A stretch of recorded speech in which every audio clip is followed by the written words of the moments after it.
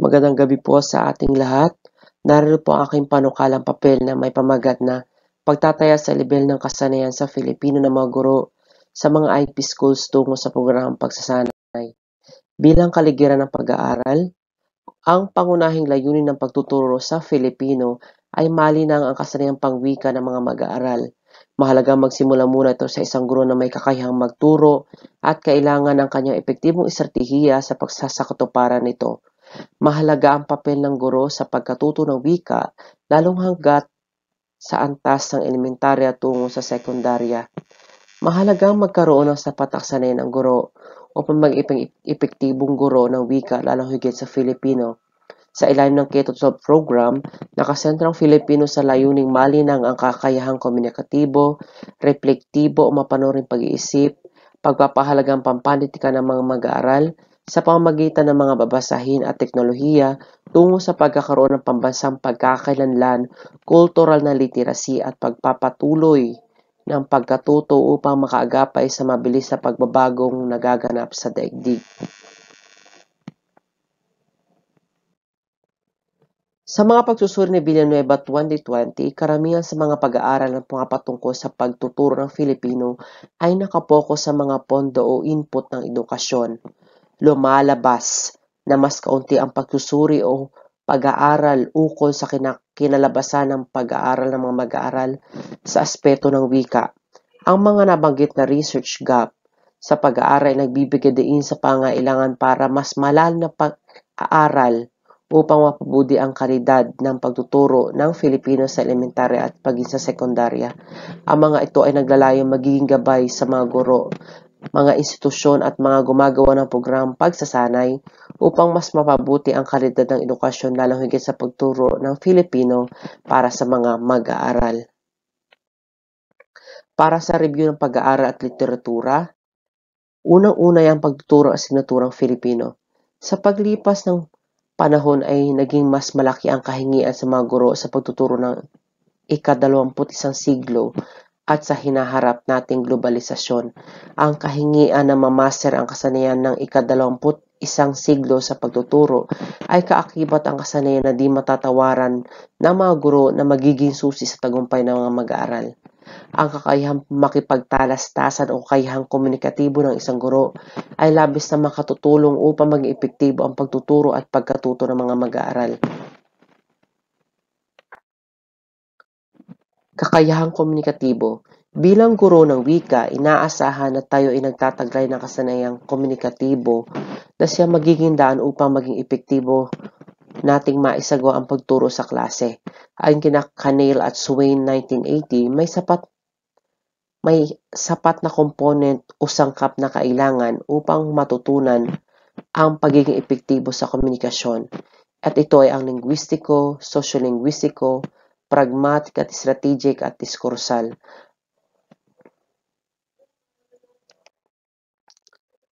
At ang Philippine Professional Standard for Teachers.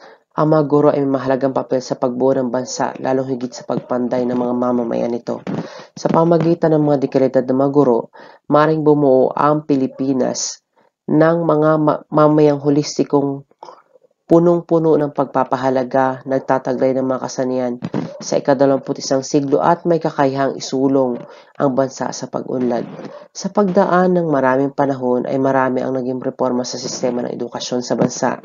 Isinarito ang pagpapakilala sa mga guro ng PPST upang maging batayan ng kalidad ng isang guro na suportado ng gobyerno ng Australia na kahingian ng K-12 curriculum.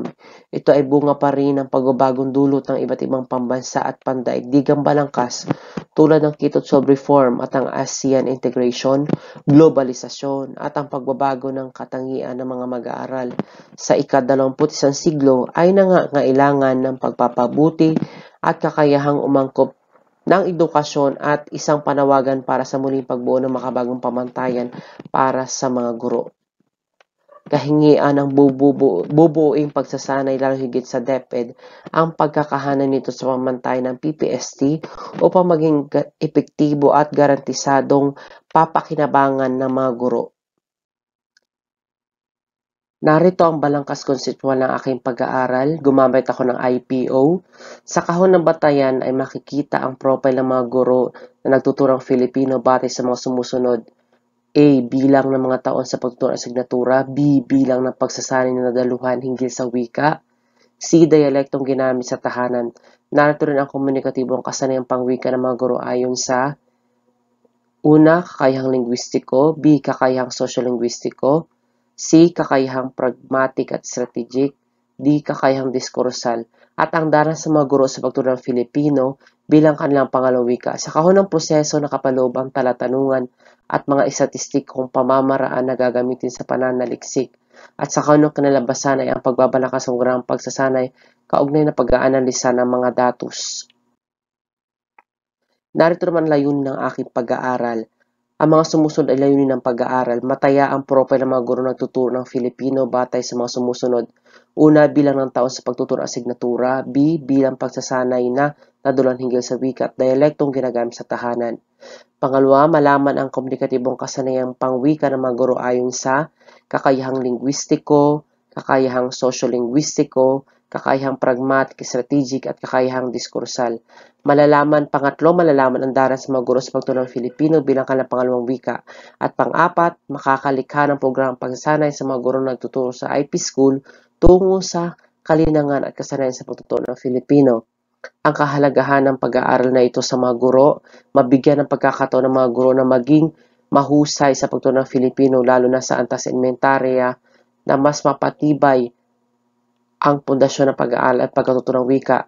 Sa Departamento ng Edukasyon, makapagbigay ng pagsasanay na tumpak at tugma sa kahinaan ng mga guro sa pagtuturo ng wika na dumaan sa proseso ng pag-aanalisa ng mga pangangailangan ng guro.